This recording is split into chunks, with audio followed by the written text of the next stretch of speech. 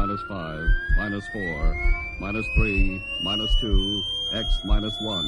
Fire. Lights out, everybody.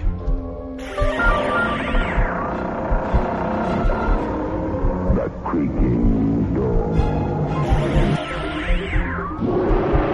Dimension X. Inner Sanctum Mystery. X minus 1. Dark fantasy.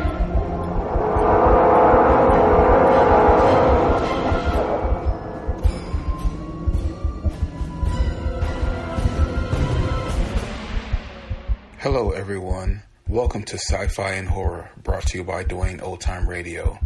Sci-Fi and Horror features some of the best programs from the golden age of radio, including X-1, Orbiter X, Dimension X, it's a lot of X's, Lights Out, Ray Bradbury, Dark Fantasy, and many, many more. Before we start today's sci-fi and horror thriller, if you enjoy what I'm doing, let me ask you to subscribe to my channel. Subscribing is 100% free, and you will receive notifications on new posts. Lastly, if you have a moment, please write a short 1 or 2 sentence review or give a rating on your preferred podcast service. A positive review or rating would help me out a lot. And now, on to the show. And again, thank you for your support. Here is the third installment of Bradbury Reads Bradbury. We have 2 stories this time. He's going to read John Huff, and then he's going to read Illuminations. These are shorter stories, so we're going to hear 2 of them this week. These were recorded in 1975. In my book, Dandelion Wine, I have all kinds of short stories about all kinds of wonderful people. My grandmother, my grandfather, my mom, my dad, my brother. And about that special time in life when you're 12 or 13, and you find a really great best friend. And when I moved out to Arizona when I was 12, I ran across a remarkable boy, John Huff. And we had a friendship that went on for 6 or 8 months. And then I had to leave and go east, and I knew I wouldn't see him again for years and years, and it hurt terribly. I don't think I ever got over the hurt of leaving my best friend behind. And I'm happy to say that 38 years later, a couple of years ago, John Huff, that's his real name, came back into my life, and we're back in touch again. But in the meantime, during those 38 years, you miss your old friends from when you were a boy, running through the green summers. So while I was writing Dandelion Wine and looking for old memories, trying to remember those things that had hurt me and helped me and bewildered me and amazed me during the summers of my early teens, I remembered John Huff, and I remembered our leave-taking, and I reversed it, and I began to write this story about John Huff, which is in Dandelion Wine. And when I finished writing this story, I was in tears. This often happens to me. I'm either laughing because I've done a joyful story, or I'm exhilarated because the story exhilarates me on some level or another, or I'm in tears, as with The Lake and various other stories of mine. And every time I've ever read this story, and I've heard this from other friends of mine too, it manages to make them cry because they remember a time in their life when, as a boy or a girl, they had to leave and go somewhere and leave someone behind forever. So here's the story about John Huff.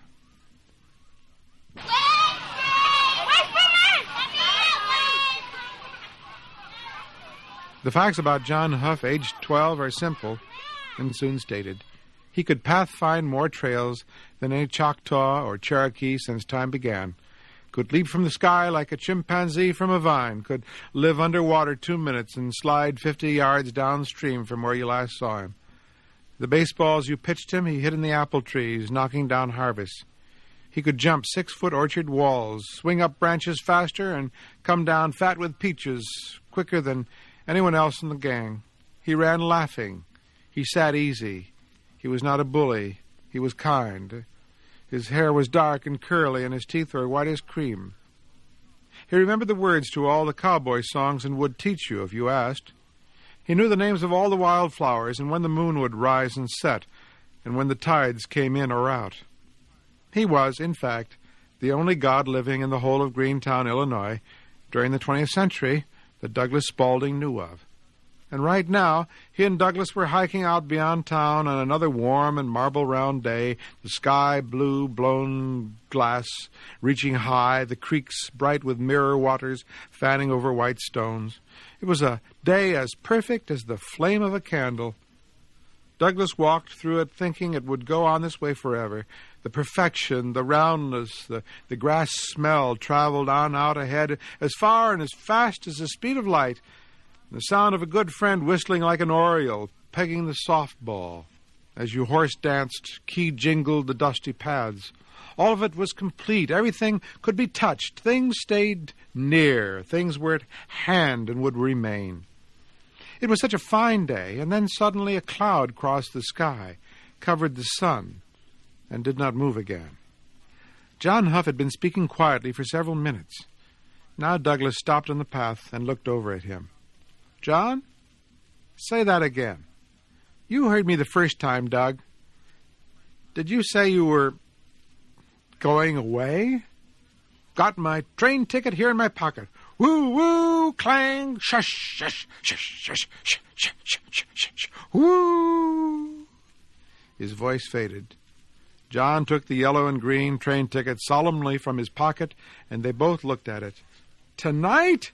said Douglas. "My gosh! Tonight we were going to play red light, green light, and statues. How come all of a sudden you've been here in Greentown all my life? You just don't pick up and leave."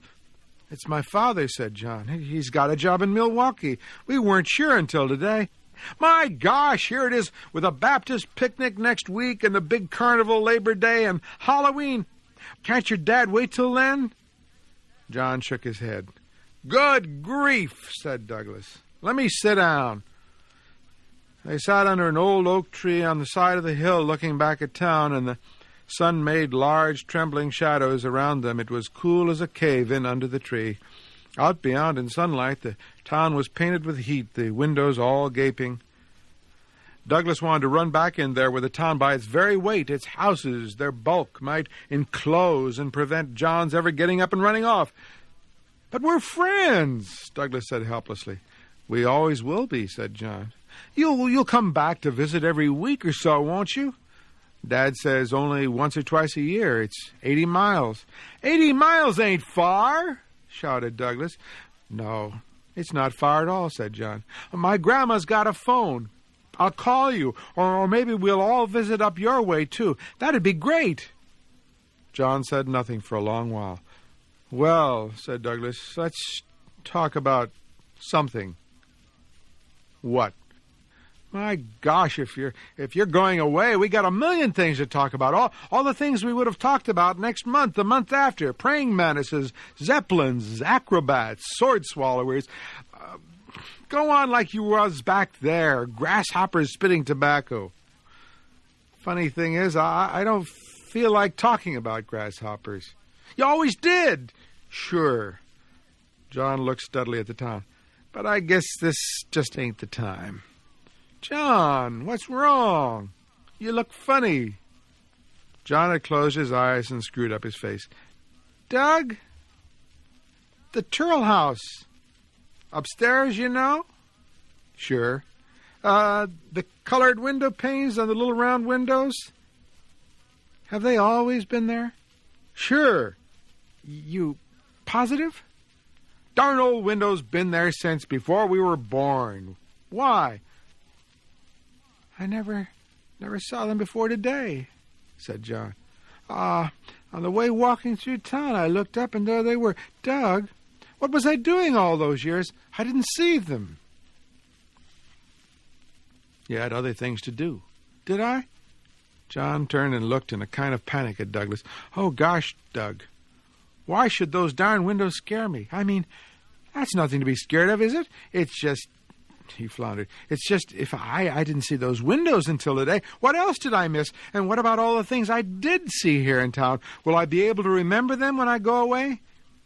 Anything you want to remember, you remember. I went to camp 2 summers ago. Up there, I remembered.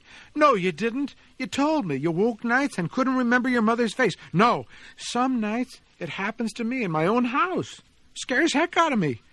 I got to go in my folks' room and look at their faces while they sleep to be sure, and I go back to my room and lose it again. Gosh, Doug, oh gosh. He held onto his knees tight. Promise me just one thing, Doug. Promise you'll remember me? Promise you'll remember my face and everything? Will you promise? Easy as pie. Got a motion picture machine in my head. Lying in bed nights, I can just turn on the light in my head, and out it comes on the wall, clear as heck. And there you'll be, yelling and waving at me. Shut your eyes, Doug. Now tell me, what color eyes I got? Don't peek. What color eyes I got? Douglas began to sweat. His eyelids twitched nervously. Oh, heck, John, that's not fair. Tell me, brown. John turned away. No, sir. What do you mean, no? You're not even close. John closed his eyes. Turn around here, said Douglas. Open up, let me see. It's no use, said John. You forgot already, just the way I said. Turn around here. Douglas grabbed him by the hair and turned him slowly. Okay, Doug. John opened his eyes. Green. Douglas, dismayed, let his hand drop. Your eyes are green. Well, that's close to brown, almost hazel. Doug, don't lie to me. All right, said Doug quietly. I won't. They sat there listening to the other boys running up the hill, shrieking and yelling at them. They raced along the railroad tracks, opened their lunch in brown paper sacks, and sniffed deeply the wax-wrapped deviled ham sandwiches and green sea pickles and colored peppermints. They ran and ran again, and Douglas bent to scorch his ear on the hot steel rails, hearing trains so far away they were unseen voyagings in other lands, sending Morse code messages to him here under the killing sun. Douglas stood up stunned. John! For John was running, and this was terrible, because if you ran, time ran. You yelled and screamed and raced and rolled and tumbled, and all of a sudden the sun was gone, and the whistle was blowing, and you were on your long way home to supper.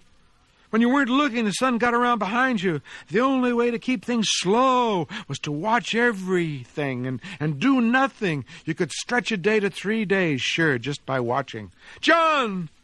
There was no way to get him to help now, save by trick. John, ditch the others! Yelling, Douglas and John sprinted off, kiting the wind downhill, letting gravity work for them over meadows, around barns, until at last the sound of the pursuers faded. John and Douglas climbed into a haystack which was like a great bonfire crisping under them. Let's not do anything, said John. Just what I was going to say, said Douglas. They sat quietly, getting their breath. There was a small sound like an insect in the hay. They both heard it, but they didn't look at the sound. When Douglas moved his wrist, the sound ticked in another part of the haystack. When he brought his arm round on his lap, the sound ticked in his lap. He let his eyes fall in a brief flicker. The watch said 3 o'clock. Douglas moved his right hand stealthily to the ticking, pulled out the watch stem. He set the hands back. Now they had all the time they would ever need to look long and close at the world, feel the sun move like a fiery wind over the sky. But at last John must have felt the bodiless weight of their shadows shift and lean, and he spoke. Doug, what time is it? 2:30. John looked at the sky. Don't, thought Douglas. Looks more like 3:30, 4, said John. Boy Scout, you learn them things. Douglas sighed and slowly turned the watch ahead. John watched him do this silently. Douglas looked up. John punched him, not hard at all, in the arm. With a swift stroke, a plunge, a train came and went so quickly, the boys all leapt aside, yelling, shaking their fists after it. Douglas and John with them. The train roared down the track, 200 people in it gone. The dust followed it a little way toward the south, then settled in the golden silence among the blue rails. The boys were walking home. I'm going to Cincinnati when I'm 17 and be a railroad fireman, said Charlie Woodman. I got an uncle in New York, said Jim. I'll go there and be a printer. Doug did not ask the others. Already the trains were chanting, and he saw their faces drifting off on back observation platforms or pressed to windows. One by one they slid away. And then the empty track and the summer sky and himself on another train run in another direction. Douglas felt the earth move under his feet and saw their shadows move off the grass and color the air. He swallowed hard, then gave a screaming yell, pulled back his fist, shot the indoor ball, whistling in the sky. "Last one home's a rhino's behind!" And they pounded down the tracks, laughing, flailing the air. There went John Huff, not touching the ground at all. And here came Douglas, touching it all the time. It was 7 o'clock, supper over, and the boys gathering one by one from the sound of their house doors slammed and their parents crying to them not to slam the doors. Douglas and Tom and Charlie and John stood among half a dozen others, and it was time for hide-and-seek and statues. "Just one game," said John, "then I gotta go home. The train leaves at 9. Who's going to be it?" "Me," said Douglas. "That's the first time I ever heard of anybody volunteering to be it," said Tom. Douglas looked at John for a long moment. "Start running," he said. The boys scattered, yelling. John backed away, then turned and began to lope. Douglas counted slowly. He let them run far, spread out, separate, each to his own small world.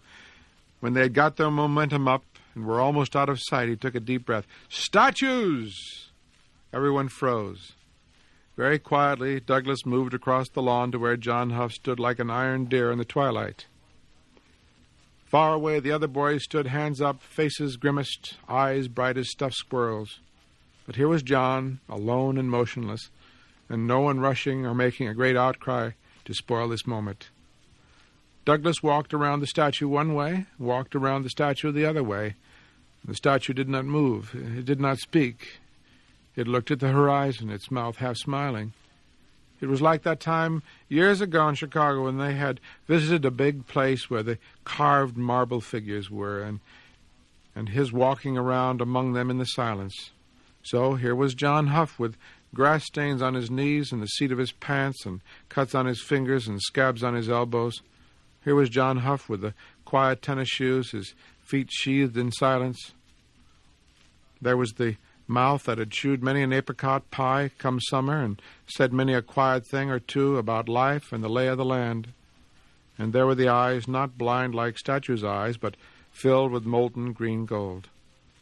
And there the dark hair blowing now north and now south or any direction in the little breeze there was. And there the hands with all the town on them, dirt from roads and bark slivers from trees, the fingers that smelled of hemp and vine and green apple, old coins or pickled green frogs. There were the ears with the sunlight shining through them like bright warm peach wax, and here invisible his spearmint breath upon the air. "John, now," said Douglas, "don't you move so much as an eyelash. I absolutely command you to stay here and not move at all for the next 3 hours. Doug!" John's lips moved. "Freeze!" said Douglas. John went back to looking at the sky, but he was not smiling now. "I gotta go," he whispered. "Not a muscle. It's the game." "I just gotta get home now," said John. Now the statue moved, took its hands down out of the air, and turned its head to look at Douglas. They stood looking at each other. The other kids were putting their arms down now, too. "We'll play one more round," said John. "Except this time, I'm it. Run." The boys ran. "Freeze!" The boys froze, Douglas with them. "Not a muscle!" shouted John. "Not a hair!" He came and stood by Douglas. "Boy, this is the only way to do it," he said. Douglas looked off at the twilight sky. "Frozen statues, every single one of you, the next 3 minutes," said John. Douglas felt John walking around him as he had walked around John a moment ago. He felt John sock him on the arm once. Not too hard. "So long," he said. Then there was a rushing sound, and he knew without looking that there was nobody behind him now. Far away, a train whistle sounded. Douglas stood that way for a full minute, waiting for the sound of the running to fade, but it did not stop. He's still running away, but he doesn't sound any further off, thought Douglas. Why doesn't he stop running? And then he realized it was only the sound of his heart in his body. "Stop!" He jerked his hand to his chest. "Stop running! I don't like that sound. And then he felt himself walking across the lawns, among all the other statues now, and whether they too were coming to life he did not know. They did not seem to be moving at all. For that matter, he himself was only moving from the knees down. The rest of him was cold stone and very heavy. Going up the front porch of his house, he turned suddenly to look at the lawns behind him. The lawns were empty. A series of rifle shots, screen doors banged one after the other, a sunset volley along the street. Statues are best, he thought. They're the only things you can keep on your lawn. Don't ever let them move. Once you do, you can't do a thing with them. Suddenly his fist shot out like a piston from his side, and it shook itself hard at the lawns and the street in the gathering dusk. His face was choked with blood. His eyes were blazing. "John," he cried, "you, John! John, you're my enemy, you hear? You're no friend of mine. Don't come back now, ever. Get away, you enemy, you hear? That's what you are. It's all off between us. You're dirt, that's all dirt. John, you hear me, John?" As if a wick had been turned a little lower, in a great clear lamp beyond the town, the sky darkened still more. He stood on the porch, his mouth gasping and working, his fist still thrust straight out at that house across the street and down the way. He looked at the fist, and it dissolved. The world dissolved beyond it. Going upstairs in the dark, where he could only feel his face but see nothing of himself, not even his fist, he told himself over and over, "I'm mad, I'm angry, I hate him. I'm mad, I'm angry, I hate him." 10 minutes later, slowly, he reached the top of the stairs in the dark.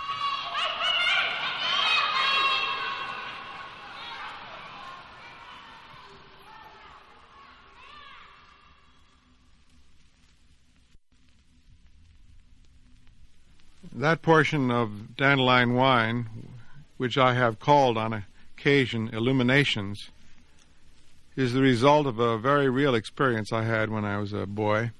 I think we go through a number of similar experiences. I remember when I was 14, I discovered for the first time I was capable of dying. I was watching a bunch of cowboys rushing across a screen, shooting at one another, and it suddenly hit me, hey, that could happen to me someday. And suddenly death really did mean me. I think it took all those years for me to discover it about myself. I think we all come to this realization at a different time in our lives. And we all, in a different way, on a different kind of day, in a different year, different month, different hour, have that moment of personal revelation where we discover we're alive for the first time. Sometimes children discover it when they're 7 or 8 and say, hey, what's going on? And sometimes it comes a little later. I think I was around 9 or 10 when I made that real discovery that I was inside my own skin looking out. And that's a great day. And so when I was writing Dandelion Wine, I did a whole series of excursions into my own past, trying to find those special days when something extraordinary happened, something was discovered, or something was lost or gained. So for what it's worth, this story is that particular day in my life when for the first time I realized I was inside my skin.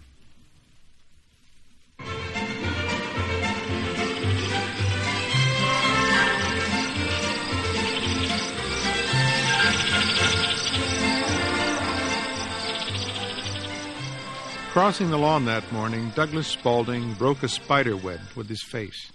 A single invisible line on the air touched his brow and snapped without a sound. So, with the subtlest of incidents, he knew that this day was going to be different. It would be different also because, as his father explained, driving Douglas and his 10-year-old brother Tom out of town toward the country, there were some days compounded completely of odor, nothing but the world blowing in one nostril and out the other. And some days, he went on, were days of hearing every trump and trill of the universe. Some days were good for tasting, and some for touching. And some days were good for all the senses at once. This day now, he nodded, smelled as if a great and nameless orchard had grown up overnight beyond the hills to fill the entire visible land with its warm freshness. The air felt like rain, but there were no clouds. Momentarily, a stranger might laugh off in the woods, but there was silence. Douglas watched the traveling land. He smelled no orchards and sensed no rain, for without apple trees or clouds, he knew neither could exist. And as for that stranger laughing deep in the woods, yet the fact remained. Douglas shivered. This, without reason, was a special day. The car stopped at the very center of the quiet forest. "All right, boys, behave." They had been jostling elbows. "Yes, sir." They climbed out, carrying the blue tin pails away from the lonely dirt road into the smell of fallen rain. "Look for bees," said Father. "Bees hang around grapes like boys around kitchens. Doug?" Douglas looked up suddenly. "You're off 1,000,000 miles," said Father. "Look alive. Walk with us." "Yes, sir." And they walked through the forest, Father very tall, Douglas moving in his shadow, and Tom very small, trotting in his brother's shade. They came to a little rise and looked ahead. Here, did they see? Father pointed. Here was where the big summer quiet winds lived and passed in the green depths, like ghost whales, unseen. Douglas looked quickly, saw nothing, and felt put upon by his father, who, like Grandpa, lived on riddles. But still... Douglas paused and listened. Yes, something's going to happen, he thought. I know it. Here's Maidenhair Fern. Dad walked, the tin pail belling in his fist. Feel this? He scuffed the earth. 1,000,000 years of good, rich leaf mold laid down. Think of the autumns that got by to make this. Boy, I walk like an Indian, said Tom. Not a sound. Douglas felt but did not feel the deep loam, listening, watchful. We're surrounded, he thought. It'll happen. What? He stopped. Come out, wherever you are, whatever you are, he cried silently. Tom and Dad strolled on the hushed earth ahead. Finest lace there is, said Dad quietly, and he was gesturing up through the trees above to show them how it was woven across the sky or how the sky was woven into the trees. He wasn't sure which.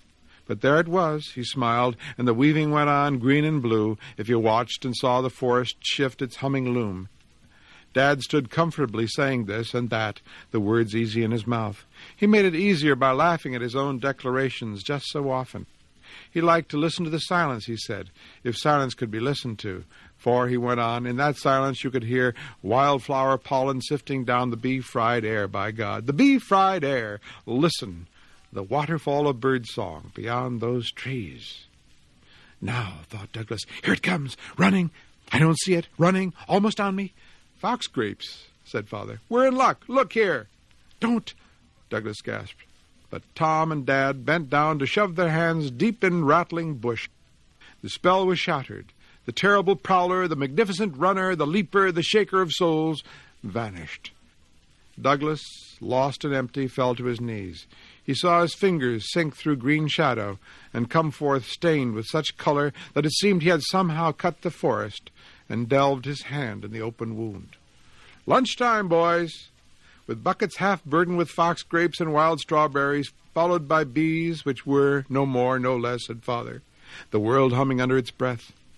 They sat on a green mossed log, chewing sandwiches and trying to listen to the forest the same way Father did. Douglas felt Dad watching him, quietly amused. Dad started to say something that had crossed his mind, but instead tried another bite of sandwich and mused over it.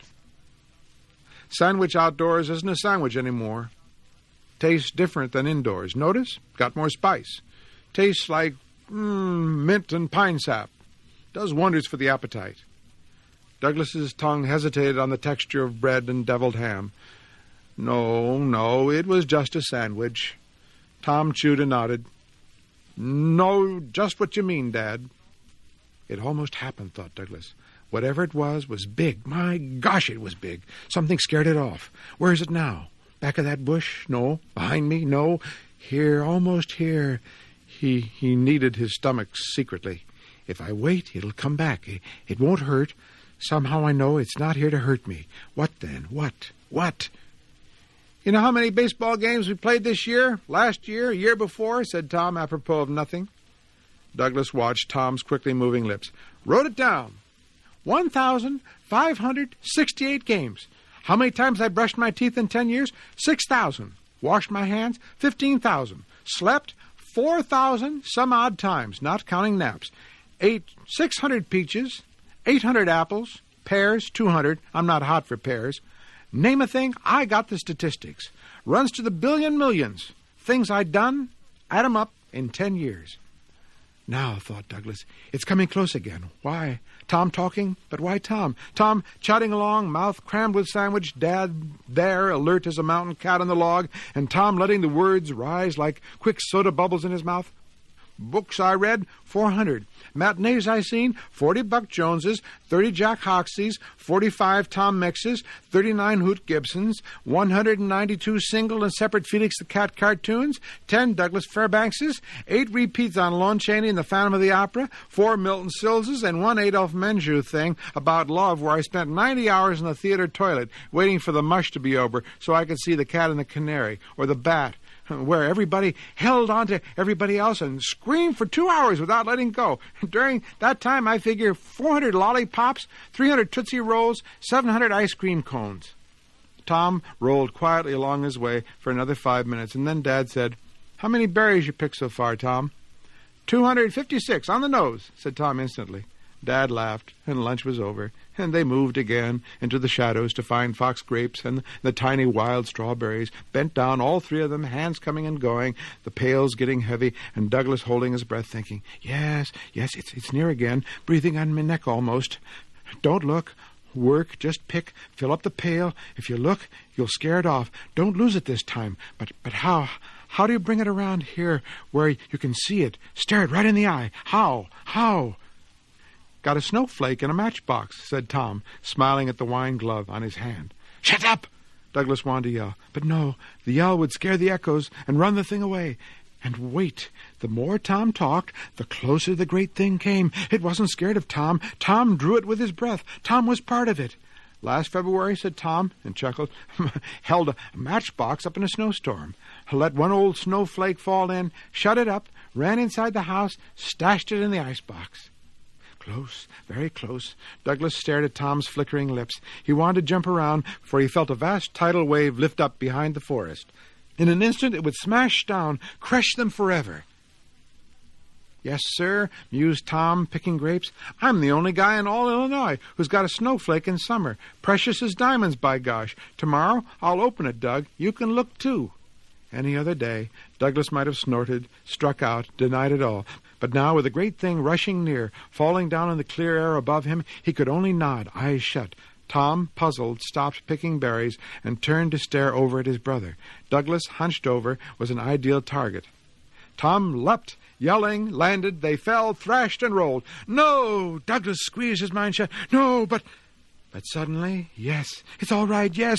The tangle, the contact of bodies, the falling tumble had not scared off the tidal sea that crashed now, flooding and washing them along the shore of grass, deep through the forest. Knuckles struck his mouth. He tasted rusty warm blood, grabbed Tom hard, held him tight, and so in silence they lay, hearts churning, nostrils hissing, and at last, slowly, afraid he would find nothing, Douglas opened one eye. And everything, absolutely everything, was there. The world, like a great iris of an even more gigantic eye, which had also just opened and stretched out to encompass everything, stared back at him. And he knew what it was that had leapt upon him to stay and would not run away now. I'm alive, he thought. His fingers trembled, bright with blood, like the bits of a strange flag, now found and before unseen, and him wondering what country and what allegiance he owed to it. Holding Tom, but not knowing him there, he touched his free hand to that blood, as if it could be peeled away, held up, turned over. Then he let go of Tom and lay on his back with his hand up to the sky, and he was a head from which his eyes peered like sentinels through the portcullis of a strange castle out along a bridge, his arm to those fingers where the bright pennant of blood quivered in the light. You all right, Doug? Asked Tom. His voice was at the bottom of a green moss well somewhere underwater, secret removed. The grass whispered under his body. He put his arm down, feeling the sheath of fuzz on it, and far away below, his toes creaking in his shoes. The wind sighed over his shelled ears. The world slipped bright over the glassy round of his eyeballs, like images sparked in a crystal sphere. Flowers were sun and fiery spots of sky strewn through the woodland. Birds flickered like skipped stones across the vast inverted pond of heaven. His breath raked over his teeth, going in ice, coming out fire. Insects shocked the air with electric clearness. 10,000 individual hairs grew a millionth of an inch on his head. He heard the twin hearts beating in each ear, the third heart beating in his throat, the two hearts throbbing his wrists, the real heart pounding his chest. The million pores on his body opened. I'm really alive, he thought. I never knew it before, or if I did, I don't remember. He yelled it loud but silent a dozen times. Think of it, think of it. 12 years old and only now discovering this rare timepiece, this clock gold bright and guaranteed to run 70, left under a tree and found while wrestling. Doug, you okay? Douglas yelled, grabbed Tom, and rolled. Doug, you're crazy, crazy! They spilled downhill, the sun in their mouths, in their eyes like shattered lemon glass, gasping like trout thrown out on a bank, laughing till they cried. Doug, you're not mad? No, no, no, no, no. Douglas, eyes shut, saw spotted leopards pad in the dark. Tom! Then quieter. Tom! Does everyone in the world know he's alive? Sure. Heck yes. The leopards trotted soundlessly off through darker lands where eyeballs could not turn to follow. I hope they do, whispered Douglas. Oh, I sure hope they know. Douglas opened his eyes. Dad was standing high up above him, there in the green-leaved sky, laughing, hands on hips. Their eyes met. Douglas quickened. Dad knows, he thought. It was all planned. He's brought us here on purpose so this could happen to me. He's in on it. He knows it all. And now he knows that I know. A hand came down and seized him through the air, swayed on his feet with Tom and Dad still bruised and rumpled, puzzled and awed. Douglas held his strange-boned elbows tenderly and licked the fine-cut lip with satisfaction. Then he looked at Dad and Tom. I'll carry all the pails, he said. This once, let me haul everything. They handed over the pails with quizzical smiles. He stood swaying slightly, the forest collected, full-weighted and heavy with syrup, clenched hard in his down-slung hands. I want to feel all there is to feel, he thought. Let me feel tired now. Let me feel tired. I mustn't forget. I'm alive. I know I'm alive. I mustn't forget it tonight or tomorrow or the day after that. The bees followed, and the smell of fox grapes and yellow summer followed as he walked, heavy-laden and half-drunk, his fingers wondrously calloused, arms numb, feet stumbling, so his father caught his shoulder. No, mumbled Douglas. I'm all right. I'm fine. It took half an hour for the sense of the grass, the roots, the stones, the bark of the mossy log to fade from where they had patterned his arms and legs and back. While he pondered this, let it slip, slide, dissolve away, his brother and his quiet father followed behind, allowing him to pathfind the forest alone out toward that incredible highway which would take them back to the town.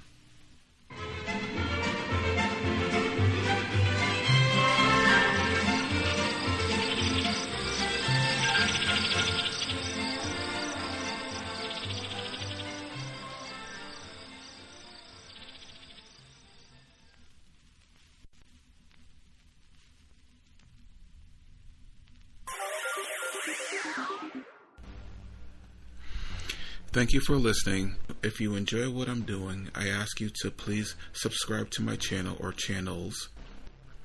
Well, hope you enjoyed, and until next time, stay safe, wish you well, peace.